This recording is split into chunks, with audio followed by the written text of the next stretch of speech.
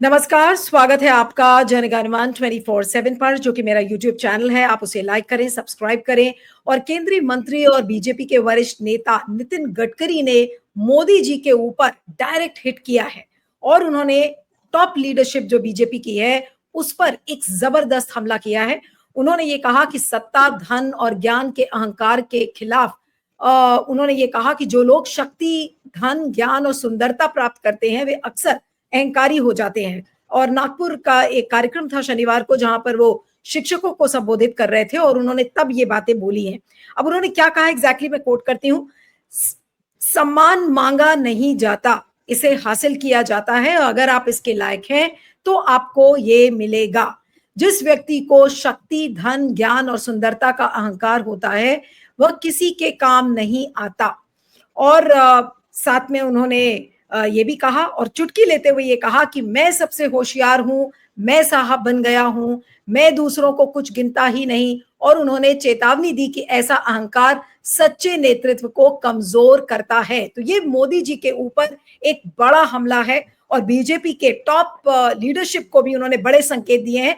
तो क्या वो अपने आप को गडकरी जी होशियार बता रहे हैं और मोदी जी को अहंकारी बता रहे हैं? क्या वो एक संकेत आरएसएस को दे रहे हैं कि भाई मैं प्रधानमंत्री पद की दावेदारी के लिए बिल्कुल तैयार हो गया हूं, आप मुझे कंसिडर करिए? इस बयान से काफी बीजेपी में हलचल हो चुकी है, तो इस बयान को आज हम समझने की कोशिश करेंगे। उसी पर हमारा विश्लेषण है। हमारे साथ independent media analyst Siddharth Sharma इस समय जुड़े हुए हैं। सिद्धार्थ, आपका स्वागत है। Thank you so much for joining. और गडकरी का बयान किस तरीके से लिया जाए? एक खुली चुनौती, एक डायरेक्ट हिट प्रधानमंत्री नरेंद्र मोदी के ऊपर, एक ऐसा बयान जो बीजेपी में वाकई में हड़कंप मचा देगा, या फिर जो अभी मोहन भागवत ने 75 साल की उम्र में जो बातें कही 75 साल की उम्र पर, तो उसी का ये एक एक्सटेंशन है। उसको किस तरीके से लिया जाए? जी जी मेरे ख्याल से गडकरी जी, हमें सबको पता है कि भाजपा के तो सदस्य हैं ही, लेकिन उससे पहले वो आरएसएस के प्रचारक हैं, आरएसएस के सदस्य हैं। तो गडकरी जी ने जो आज कहा है, ये करीब 1 साल से या 6 महीने से आरएसएस के ही मोहन भागवत जी भी इसी तरह की भाषा का इस्तेमाल कर रहे थे।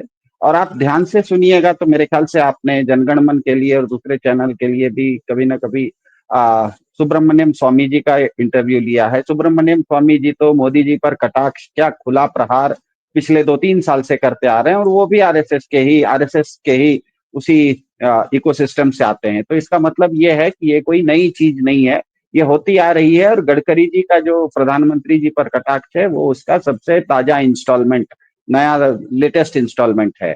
तो गडकरी जी का प्रधान जी पर जो सीधा कटाक्ष है, वो सही भी है और स्वाभाविक भी है। वो सही इसीलिए है क्योंकि प्रधान जी का जो भव्य दिखावा है, जो उनका रहन सहन है, वो जिस तरह से अपने आप को पेश करते हैं, बहुत बड़े रूप में पेश करते हैं, वो आरएसएस का जो चाल चरित्र और चेहरा, उनका आरएसएस के जो सिद्धांत है, उससे वो बहुत अलग है। इसीलिए गडकरी जी का जो प्रधानमंत्री जी पर कटाक्ष है, वो बिल्कुल सही है। और वो सही है क्योंकि वहां पर एक आरएसएस के विचारधारा, या विचारधारा तो नहीं कहूंगा, आरएसएस का चाल चरित्र चेहरा और मोदी जी का जो दिखावा है, उसमें दोनों के बीच में काफी अंतर आ गया है। दूसरी बात है कि ये बहुत स्वाभाविक है। वो स्वाभाविक इसीलिए है क्योंकि कोई भी संगठन जो होता है, उसका एकमात्र लक्ष्य होता है हमेशा सत्ता। विचारधारा संगठन के लिए हमेशा एक नारा होता है जो समय समय पर बदलता रहता है। चाहे भारत विभाजन के समय कांग्रेस ने पाकिस्तान की जिन्ना की मांग को मान लिया हो, या 1999 में अटल जी की एनडीए ने मंदिर मुद्दे को ठंडे बस्ते में डाल दिया हो, दोनों ने सत्ता के लिए कॉम्प्रोमाइज किया और सत्ता उनके लिए प्रमुख थी, विचारधारा प्रमुख नहीं था। और हर संगठन के इस पाखंड को सिर्फ उसके नेता नहीं, उसके ऊंचे लोग नहीं, उसके जो सामान्य सदस्य हैं, उनका भी इस तरह का, इसको कोई भी संगठन के जो सदस्य होते हैं, वो पाखंड का पूरा समर्थन भी करते हैं, क्योंकि सदस्यों को भी तो विचारधारा नहीं, सत्ता का हिस्सा चाहिए होता है। संगठन क्योंकि हमेशा प्रतिनिधि, ध्यान में रखिएगा, संगठन हमेशा प्रतिनिधि लोकतंत्र में ही पैदा होते हैं। न तो तानाशाही में संगठन होते हैं, न ही सहभागी लोकतंत्र में संगठन होते हैं। तो संगठन न तो आपको नॉर्थ कोरिया में मिलेगा और न ही स्विट्जरलैंड में मिलेगा, क्योंकि एक जगह तानाशाही है और दूसरी जगह सहभागी लोकतंत्र है। प्रतिनिधि लोकतंत्र में समस्या ये हो जाती है कि वोटर से ज्यादा अचानक प्रतिनिधि पावरफुल हो जाता है। ऐसे में लाखों लोग, हजारों लोग जो किसी संगठन के सदस्य होते हैं या सदस्य नहीं भी होते हैं, जो सामान्य व्यक्ति होते हैं, जो ईमानदारी से दशकों तक, सालों तक अपना काम कर रहे होते हैं, मेहनत कर रहे होते हैं, उनको सत्ता नहीं मिलती और अचानक कल के आया कोई हीरो आता है और फटा पोस्टर निकला हीरो जैसा सत्ता ले लेता है। ऐसे में क्या होता है, लोग सिस्टम से ऊब जाते हैं, सिस्टम से निराश हो जाते हैं और वो पावर के लिए किसी संगठन में जुड़ते हैं ताकि हमें भी सत्ता मिले, हम इतना मेहनत कर रहे हैं, सत्ता दूसरे को ही क्यों मिलनी चाहिए।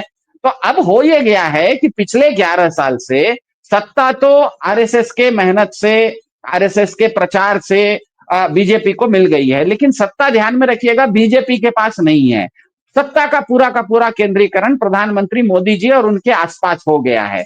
तो मोदी जी के पास इसीलिए आरएस हो ये गया है कि क्योंकि सत्ता का केंद्रीकरण हो गया है, आरएसएस के ऊंचे नेताओं को लगता है कि मैंने जितनी मेहनत की उतना तो मेरा, जितना मेरा औकात था, जितना मेरा कद था, वो तो मुझे मिल नहीं रहा है, सारा का सारा सत्ता तो मोदी जी के पास है, तो मेरा नंबर कब आएगा। इसीलिए आरएसएस के अंदर से मोदी जी को सत्ता छुड़वाने की एक जो मांग है वो स्वाभाविक है। उसके लिए अलग अलग तर्क मढ़े जाएंगे, कभी वो वानप्रस्थ और सन्यास का वैदिक तर्क दिया जाएगा, कभी मनुस्मृति का तर्क दिया जाएगा, कभी वो क्या कहते हैं अपने मोहन भागवत जी किसी पिंगले जी का नाम लेके तर्क देंगे, कभी गडकरी जी कोई तर्क देंगे, कभी सुब्रमण्यम स्वामी कोई और तर्क देंगे।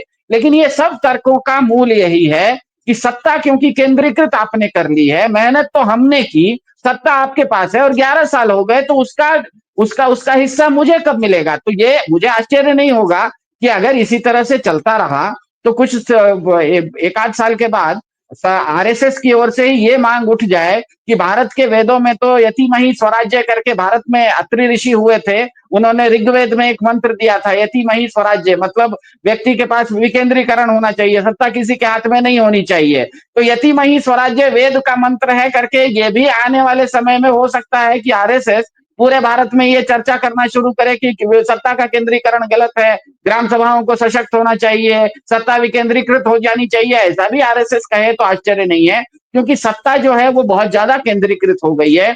और हमें ध्यान में रखना होता है कि व्यक्ति किसी संस्था में जुड़ता है सेवा के लिए, लेकिन कोई भी संगठन जो है वो सेवा के लिए नहीं होता। आप किसी भी संगठन के सदस्य हैं तो संगठन का काम ही होता है सत्ता।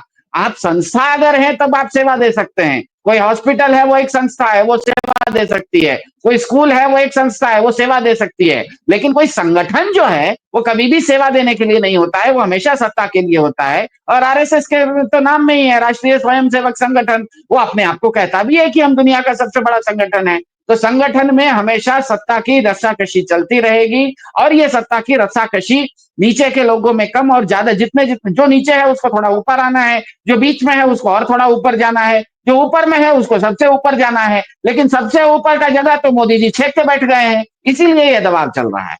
नहीं, लेकिन गडकरी के इस बयान का असर आप क्या देखते हैं बीजेपी पर? और एक ऐसे समय में ये आ रहा है जब अभी मोहन भागवत ने 75 साल की उम्र को लेकर ऑलरेडी एक झंडा बुलंद कर दिया है कि भाई 75 साल की उम्र में अगर किसी को शॉल पहनाई जाए तो उसको किनारे खिसक जाना चाहिए, उसको रुक जाना चाहिए वो जो भी कर रहा है।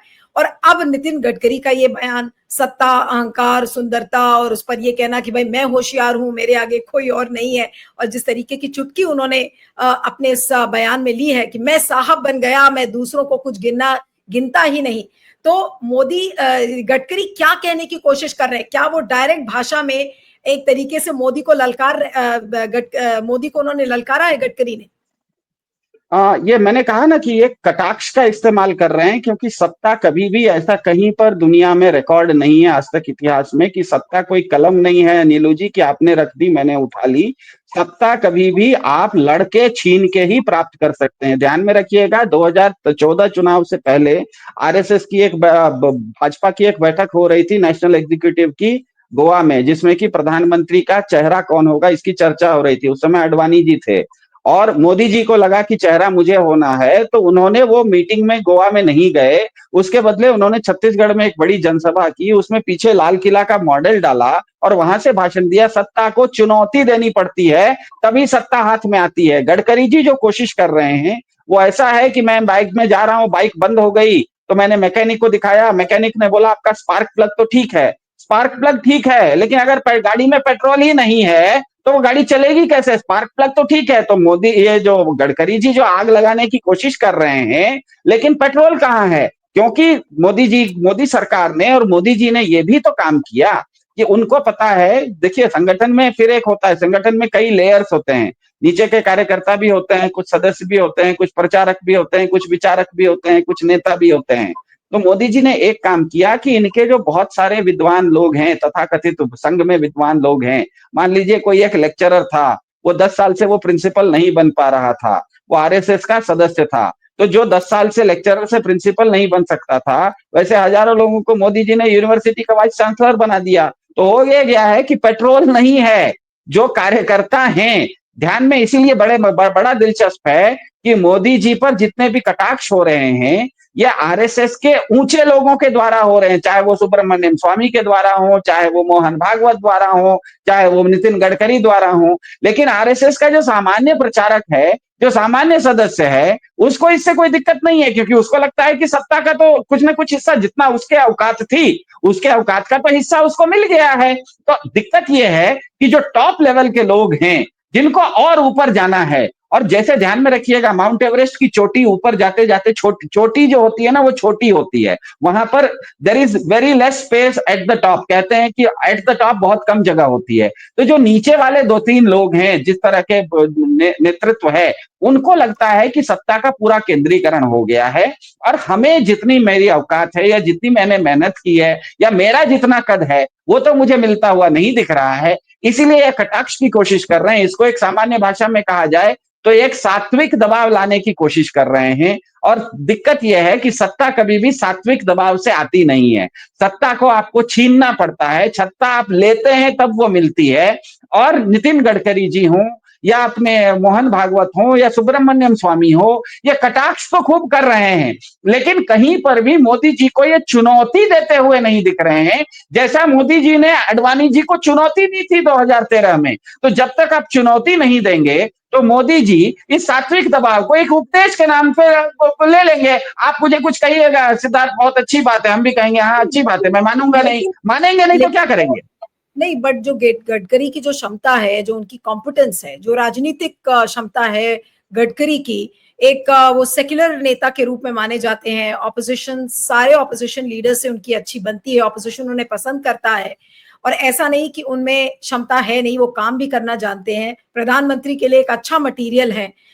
ऐसे में उनका ये बयान आना, क्या वो केवल मुंगेरी लाल के सपने ही रह जाएंगे गडकरी के, कि वो प्रधानमंत्री की कुर्सी पर बैठेंगे, या आरएसएस वाकई में अभी भी सोच सकता है कि उनको प्रधानमंत्री की कुर्सी पर बैठाना, और वो इसीलिए इस तरीके की बातें कर रहे हैं कि भाई आरएसएस सोचे तो कि मोदी के अलावा भी पार्टी के अंदर विकल्प हैं, और जैसे कि नितिन गडकरी और तमाम वो नेता। तो नितिन गडकरी क्या नंबर 1 पोजीशन पर आपको दिखते हैं अगर आज आरएसएस वाकई में मोदी का विकल्प ढूंढने निकले तो? देखिए, आरएसएस मोदी जी का विकल्प बिल्कुल ढूंढ रहा है, केवल इसीलिए ढूंढ रहा है कि 11 साल में आरएसएस को कोई सत्ता नहीं मिली। हम ये मान सकते हैं कि मोदी सरकार में आरएसएस को बहुत सुविधाएं मिली। आज आरएसएस के जो प्रधान हैं, उनको Z+ की सुरक्षा मिलती है, उनके देश भर में बड़े बड़े कार्यालय हैं, तो सुविधा मिली है, ये मानते हैं। लेकिन फिर वहां सिद्धांत यह है कि कोई भी संगठन हमेशा सत्ता उसका लक्ष्य होता है, सुविधा उसका लक्ष्य नहीं होता। तो सत्ता क्योंकि नहीं मिल रही है, इसीलिए मोदी जी के सत्ता को चैलेंज करने की कोशिश अगर सुब्रमण्यम स्वामी करते हैं, या गडकरी करते हैं, या मोहन भागवत करते हैं, तो वो पूरी ईमानदारी से कर रहे हैं, और वो पूरी उनकी इच्छा भी है। दिक्कत यह है कि सत्ता ऐसी जगह जाके वहां केंद्रित हो गई है कि किसी आरएसएस के उपदेश से मोदी जी क्यों सत्ता छोड़ेंगे। आरएसएस कोई सत्ता छीन तो नहीं रहा है मोदी जी से। मोदी जी को 240 सीटें आ चुकी हैं, नीतीश कुमार और चंद्रबाबू नायडू उनका समर्थन कर रहे हैं, तो उनकी सरकार को अगर खतरा नहीं है, तो आरएसएस, मुझे ये बताइए कि मोदी जी के हाथ से सत्ता छीनेगा कैसे। इसीलिए आरएसएस कटाक्ष कर रहा है, वो सात्विक दबाव लाने की कोशिश कर रहा है। लेकिन सात्विक दबाव एक ऐसी चीज होती है कि आपने मुझे एक उपदेश दिया कि सिद्धार्थ बहुत ज्यादा चाय मत पियो, पेट खराब हो जाएगा। मैंने आपकी बात हाँ बोल दी, लेकिन मैं अगर चाय पीना छोड़ू नहीं, तो आप कर क्या सकते हैं, आप जबरदस्ती तो मुझे चाय पीने से रोक नहीं सकते ना। तो दिक्कत यह है कि सत्ता क्योंकि केंद्रीकृत हो चुकी है, तो मोदी जी के ऊपर दबाव है, इसमें कोई दो राय नहीं है। मोदी जी की खास करके 240 सीट जब आया, उस समय यह स्पष्ट हो गया कि भारत में जनता भी उनको बहुमत नहीं दे रही है, यह भी स्पष्ट हो गया। खास करके और पहलगाम के बाद यह भी स्पष्ट हो गया कि राष्ट्रवादी सरकार के राज्य में अगर इस देश के नागरिक ही सुरक्षित नहीं है, तो वैसी राष्ट्रवादी सरकार, राष्ट्रीय सुरक्षा किस काम की। तीसरी बात, जिस समय ऑपरेशन सिंदूर हुआ, तो सेना ने जो जो बेनिफिट, सेना ने जो जो बढ़त बनाई थी, उसने पीओके से लेके अखंड भारत तक अपने कब्जे में कर लिया था, अपने मुट्ठी में कर लिया था। पीओके और अखंड भारत, भारत का भाजपा और आरएसएस का स्लोगन है। तो अब आरएसएस और भाजपा के जो सपने हैं, जो उनके आदर्श हैं, उसको भारतीय सेना ने जब हकीकत में बदल दिया था, मुट्ठी में ले लिया था, तो ट्रंप साहब का सीज फायर मान के जैसे ही वो मोदी जी ने उस चीज को छोड़ दिया, तो इसका मतलब है कि उसके बाद से अंतर्राष्ट्रीय स्तर पर हो या भारत की जनता में भी हो, मोदी जी के बारे में, उनकी पॉपुलैरिटी के बारे में, उनकी लोकप्रियता के बारे में, वो लोकप्रियता नहीं रही। लेकिन दिक्कत लोकप्रियता की नहीं है, दिक्कत यह है कि सत्ता, सत्ता आज मोदी जी के पास है। ध्यान में रखिएगा, एक बार सीताराम केसरी जी कांग्रेस के अध्यक्ष थे और वो मीटिंग चला रहे थे। उनको अगर कांग्रेस अध्यक्ष पद से हटाना है तो आपको मीटिंग में किसी दूसरे को जाना पड़ेगा और उसको हटाना पड़ेगा। आप घर में बैठे बैठे सीताराम केसरी जी नहीं छोड़ के जाने वाले। आपको तो यहां पर यह नहीं दिख रहा है कि संघ परिवार की ओर से, चाहे वो गडकरी हो, चाहे मोहन भागवत हो, चाहे सुब्रमण्यम स्वामी हो, मोदी जी को सीधे चुनौती वो नहीं दे रहे हैं, वो एक उपदेश दे रहे हैं, वो उनके ऊपर सात्विक दबाव ला रहे हैं। मोदी जी के ऊपर सात्विक दबाव है, लेकिन अगर मोदी जी इस दबाव को नहीं मानते और वो 75 साल की उम्र में सत्ता नहीं छोड़ते, तो मुझे नहीं दिख रहा है कि संघ जबरदस्ती मोदी जी को कैसे नीचे उतारेगा। बड़ा सवाल इस समय है कि नितिन गडकरी ने ये बयान पहली बार तो दिया नहीं है, इस तरीके की वो बातें कर चुके हैं। और भी प्रतिद्वंदी हैं नितिन गडकरी की तरह, जैसे देवेंद्र फडणवीस की भी बात होती रहती है कि देवेंद्र फडणवीस भी प्रधानमंत्री के मटेरियल है। क्या इस सब तरीके के बयानों से, चाहे वो गडकरी का बयान हो, चाहे फिर कोई और भी बयान देता रहे, अमित शाह भी किस तरीके से नूरा कुश्ती अंदर ही अंदर इस समय पार्टी के चल रही है, ये सबको पता है। लेकिन इस तरीके के बयान का केंद्रीय नेतृत्व पर क्या असर पड़ता है? आपको लग रहा है कोई कुछ बोलेगा नहीं, सब एक कान से सुनेंगे और दूसरे कान से निकाल देंगे, या फिर नितिन गडकरी के बयानों की चर्चा ही नहीं करेंगे मोदी जी, कभी आरएसएस से ना आरएसएस करेगा? क्या हम ये माने? जी, यहाँ पर फिर से वो देखिएगा कि संघ परिवार में जो अलग अलग लेयर्स हैं, नीचे के लेयर हैं, जो कार्यकर्ता हैं, कुछ विचारक हैं, कुछ प्रचारक हैं, तो मोदी जी ने पिछले 11 साल में बहुत समझदारी से कार्यकर्ताओं को भी कुछ न कुछ दिया है। भले वो वार्ड कमेटी का प्रेसिडेंट हो या उनको क्या कहते हैं आजकल पन्ना प्रमुख नाम का, कुछ ना कुछ उनको कुछ ना कुछ सत्ता का एक हिस्सा देना शुरू कर दिया है। दिक्कत यह है कि सत्ता का हिस्सा टॉप लेवल के लोगों को, जो गडकरी जी जैसे लोग हैं, जो फडणवीस जैसे लोग हैं, जो जो मोहन भागवत जैसे लोग हैं, जो सुब्रमण्यम स्वामी जैसे लोग हैं, उनको मुझे बताइए, नितिन गडकरी जी क्या एक केंद्रीय मंत्री बन के उनको अपना लगेगा कि मैंने अपने जीवन का उद्देश्य प्राप्त कर लिया? क्या मेरा कद इतना ही बड़ा है कि मैं केंद्रीय मंत्री रहूं? केंद्रीय मंत्री तो सैकड़ों हजारों हो जाते हैं इस देश में। पिछले 75 साल में अगर केंद्रीय मंत्रियों की फहरिस्त देखिएगा तो सैकड़ों हो चुके हैं। तो नितिन गडकरी की जो महत्वाकांक्षा है, वो महत्वाकांक्षा है कि मैं इस देश का टॉप बनूं। और टॉप पर क्योंकि उस कुर्सी, वो खाली कुर्सी नहीं है, तो नितिन गडकरी जी वो कुर्सी खींच नहीं सकते, उनको जबरदस्ती उतार नहीं सकते, उनको वो खुली चुनौती नहीं दे सकते। इसीलिए वो कुर्सी पर बैठे आदमी को वो कभी वेद सुनाते हैं, कभी मनुस्मृति सुनाते हैं, कभी वो वानप्रस्थ की बात करते हैं, कभी वो उपनिषद सुनाते हैं, कभी वो सन्यास की बात करते हैं। ये सब बात करके सामने वाले को, जो कुर्सी पर बैठा है, उस पर एक सात्विक दबाव लाने की कोशिश कर रही है कि तुम स्वेच्छा से वो कुर्सी छोड़ दो। अब वो व्यक्ति अगर स्वेच्छा से कुर्सी छोड़ दिया तब तो नव गडकरी जी बन जाएंगे, मैं मान सकता हूं। लेकिन वो व्यक्ति अगर सामने वाला कहे कि आपका उपदेश मैंने सुन लिया, मुझे नहीं मानना, मैंने इस कान से सुना, इस कान से निकाल दिया, मैं आपकी बात नहीं सुनता, क्या कर लेंगे? तो यही मेरा मानना है कि अगर गडकरी जी इस मामले में, जिस तरह से मोदी जी ने 2013 में अपना प्रधानमंत्री पद की दावेदारी ठोकी थी और सत्ता अडवाणी जी के हाथ से छीनी थी और अडवाणी जी को मार्गदर्शक मंडल में जबरदस्ती डाला था, अगर वैसा काम गडकरी जी या भागवत नहीं करते हैं तो मोदी जी के ऊपर कोई दबाव ही नहीं है। मोदी जी के अपने आप में मोदी जी क्यों कुछ दिक्कत देंगे? लेकिन होगा ये इससे कि संगठन के रूप में आरएसएस धीरे धीरे कमजोर होगा, क्योंकि आरएसएस का, फिर से मैं कह रहा हूं, सभी सदस्यों की इच्छा होती है सत्ता का हिस्सा मुझे मिले। और आरएसएस, मोदी जी का जो मॉडल है उसमें वो सत्ता किसी के साथ हिस्सेदारी नहीं करते, सत्ता उनके पास केंद्रीकृत रहती है। नहीं, जब सत्ता की हिस्सेदारी की बात होती है तो क्या 11 सालों में गडकरी को सत्ता नहीं मिली? क्या गडकरी के साथ अन्याय हुआ? आज ये भी तो हमें गडकरी के बारे में भी तो सोचना पड़ेगा ना। गडकरी को जो मंत्रालय उन्होंने कहा वो उनको मिला, लेकिन फिर भी वो नाराज नजर आते हैं। कैबिनेट रिशफल हुए, कई बार ऐसा हुआ कि गडकरी का टिकट कट जाएगा, वो भी नहीं कटा। गडकरी को केंद्रीय पोर्टफोलियो नहीं मिलेगा, उनको मिला, और मलाईदार पोर्टफोलियो पर वो बैठे हुए हैं। लेकिन फिर भी वो इतने असंतोष से अगर गुजर रहे हैं, तो फिर क्या सत्ता का सुख वो नहीं भोगते हुए नजर आ रहे हैं आपको? जी। सत्ता का सुख मेरे और आपके नजरिए से शायद वो भोग रहे हैं। मेरे और आपके नजरिए से वो बहुत शक्तिशाली हैं। मेरे और आपके नजरिए से वो आरएसएस के फेवरेट हैं। मेरे और आपके नजरिए से वो भारत के जो चाहते हैं वो मंत्रालय मिल रहा है।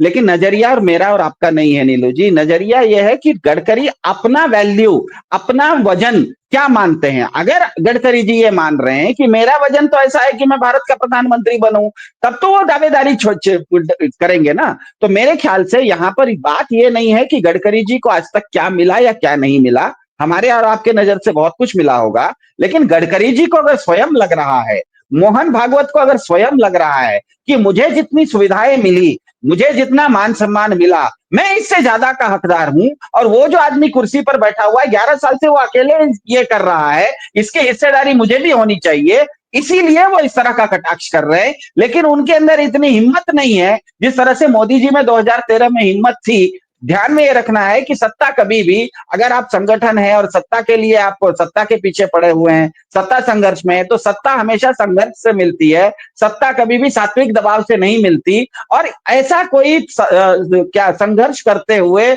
न तो मोहन भागवत दिख रहे हैं, न ही गडकरी दिख रहे हैं, न ही सुब्रमण्यम स्वामी दिख रहे हैं। वो केवल कटाक्ष करके सामने वाले के ऊपर एक सात्विक दबाव लाने की कोशिश कर रहे हैं। सामने वाला उस दबाव को झेल रहा है, उसको क्या दिक्कत है, वो झेलते रहेगा। वो तो मुझे क्या दिक्कत है। आपको जो कहना है जी, इसको कहते हैं ना नक्कार खाने में तूती बजाना। नक्कार खाने में आप तूती बजाते रहिए, बाहर वाला कोई सुनेगा नहीं। मुझे आज मन है, मैं चला गया घाना, चला गया घाना का वहां का एक अवार्ड लेके आ गया। मुझे आज कल मन किया मैं अर्जेंटीना चला गया, वहां पर मैं अपना क्या कहते हैं वहां का एक सिविलियन अवार्ड लेके आ गया। मैं अगर अपने क्या कहते हैं व्यवस्था के अंदर सत्ता आज मेरे पास है, मेरे पास केंद्रित है, मैं दूसरे के साथ अगर उसको हिस्सेदारी नहीं कर रहा हूं, तो दूसरा जबरदस्ती जब तक नहीं करेगा तब तक वो ले नहीं सकता। और मुझे अभी ऐसा नहीं दिख रहा है कि आरएसएस जिस तरह से 2013 में मोदी जी ने आडवाणी जी को खुल के चुनौती दी थी, सत्ता के संघर्ष में वो उतरे थे और सत्ता को छीना था, उस तरह का गडकरी जी या मोहन भागवत करते हुए आज नहीं दिख रहे हैं। इसीलिए ये चीज अब पूरी की पूरी मोदी जी के ऊपर निर्भर करती है कि 75 साल होने के बाद वो अपनी स्वेच्छा से, या भारत के वेद ने कहा है, या भारत में किसी क्या कहते हैं उपनिषद ने कहा है, या मनुस्मृति की बात मान के, या मोहन भागवत जी की बात मान के वो अगर स्वेच्छा से हट जाए तब अलग बात है। वो स्वेच्छा से नहीं हटेंगे तो मुझे नहीं लगता है कि जब तक आरएसएस का शीर्ष नेतृत्व किसी तरह का सीधा सत्ता संघर्ष नहीं करेगा तब तक वो हटा नहीं सकता। इस तरह के कटाक्ष देने से तो आप किसी को हटा नहीं सकते। तो आखिरी में ये मेरा आखिरी सवाल है आपको कि नितिन गडकरी का जो ये बयान है, इसको कुल मिलाकर किस तरह से लिया जाए, और अगर इसका एक अंतिम विश्लेषण करने के लिए मैं कहूं तो क्या कहेंगे कम शब्दों में? जी जी, मेरे ख्याल से नितिन गडकरी जी कोशिश कर रहे हैं, उनके पास एक चिंगारी है, वो देख रहे हैं कि कहीं अगर हवा चल गई तो ये चिंगारी से आग लगेगी। उन्होंने चिंगारी बचा के रखी है। अब दिलचस्प ये होगा कि क्या वैसी हवा बह रही है। वैसी अगर हवा बहे तो छोटी चिंगारी से भी बड़े बड़े आग लग जाते हैं, लेकिन अगर हवा नहीं बह रही होती तो वो छोटी चिंगारी भी कभी कभी बुझ जाती है। तो यहाँ पर चिंगारी तो मेरे ख्याल से गडकरी जी के पास है। वो कोशिश कर रहे हैं चिंगारी को बाहर निकालने की। वो देख रहे हैं कि क्या कहते हैं हवा चल रही है कि नहीं। अब हवा चलेगी या नहीं चलेगी ये हम नहीं जानते। मेरे ख्याल से अभी वैसी हवा चलती हुई मुझे नहीं दिख रही है, क्योंकि अरे फिर से मेरा कहना है कि अगर मोदी जी को कोई चुनौती दे रहा है या मोदी जी को हटाना है, या जिस तरह से आडवाणी जी को हटाया था, तो आडवाणी जी और मोदी जी दोनों तो आरएसएस के हैं। तो अगर आरएसएस के आडवाणी को आरएसएस के ही मोदी जी ने हटाया और वो सत्ता संघर्ष से हटाया, तो गडकरी जी अगर आरएसएस के हैं और मोदी जी भी आरएसएस के हैं, तो मोदी जी को हटाने का काम अगर गडकरी जी करेंगे, तो इसके लिए उनको जो नीचे के लोगों का समर्थन चाहिए, वो उनके पास समर्थन कितना है, सदस्यों का समर्थन कितना है,